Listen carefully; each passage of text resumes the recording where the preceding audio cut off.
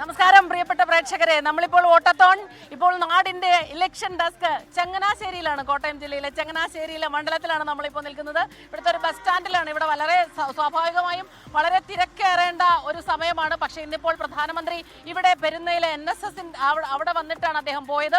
തിരിച്ച് തിരുവല്ലയിൽ നിന്ന് ഇങ്ങോട്ട് വരുന്നത് കൊണ്ട് ഇത് നോക്കൂ, ഈ ബസ് സ്റ്റാൻഡിൽ പരിസരത്തൊക്കെ ശൂന്യമായി കിടക്കുകയാണ്. അല്പസമയത്തിനകം തന്നെ ഇത് വളരെയധികം തിരക്കേറിയ ഒരു സ്ഥലമായി മാറും. ഇവിടെ നിന്ന് വോട്ടർമാരുടെ പൾസ് അറിയാനാണ് നമ്മൾ ഇവിടെ നിൽക്കുന്നത്. ചങ്ങനാശ്ശേരിയെ കുറിച്ച് പറഞ്ഞാൽ ചങ്ങനാശ്ശേരി എല്ലാ കാലവും ഒരുപാട് വർഷങ്ങളായി CF തോമസ് എന്ന ഒരു നെടുനായകനൊപ്പം നിന്നതാണ്. 40 വർഷം, നീണ്ട 40 വർഷം അദ്ദേഹം ഇവിടെ MLA ആയിരുന്നു. അപ്പൊ ചങ്ങനാശ്ശേരിയുടെ ഒരു സ്വഭാവം തന്നെ അതിൽ നിന്ന് മനസ്സിലാക്കാം. വോട്ടർമാരുടെ ഒരു സ്വഭാവം, ഒരു MLAക്ക് ഒപ്പം തന്നെ, കേരള കോൺഗ്രസിനൊപ്പം തന്നെ അത്രയധികം വർഷങ്ങൾ അദ്ദേഹം നിന്നു.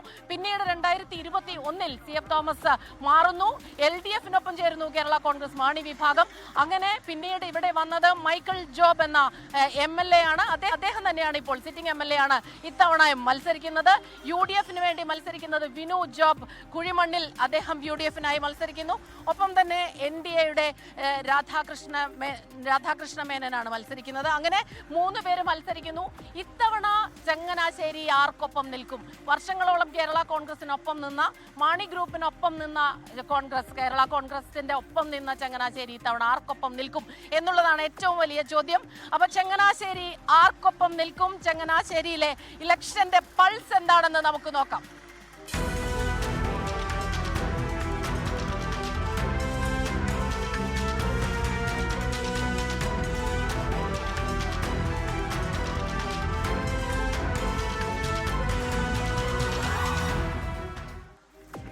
ചങ്ങനാശ്ശേരി മണ്ഡലത്തിൽ എങ്ങനെയാണ് വോട്ടർമാർ ചിന്തിക്കുന്നത്? നമുക്കറിയാം, കഴിഞ്ഞ കുറേ വർഷങ്ങളായി ഒരേ പാറ്റേണിലാണ് ഇവിടെയുള്ള വോട്ടർമാർ വോട്ട് ചെയ്തിട്ടുള്ളത്.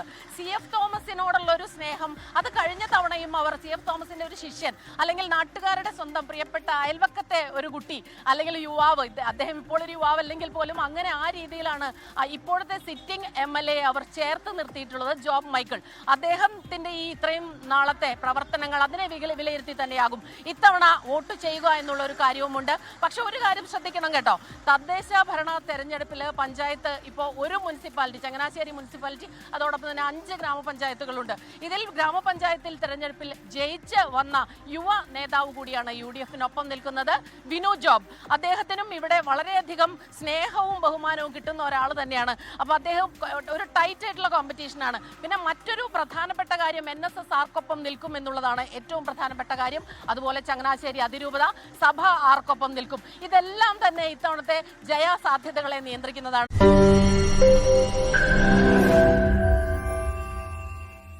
ലോകത്തെവിടെയായാലും ഏത് സമയത്തും 24 വാർത്തകളും ഓഗ്മെന്റഡ് റിയാലിറ്റി പാക്കേജുകളും എക്സ്പ്ലെയിനറുകളും വിശദമായി കാണാൻ ഞങ്ങളുടെ YouTube ചാനൽ നിങ്ങൾക്ക് സബ്സ്ക്രൈബ് ചെയ്യാം.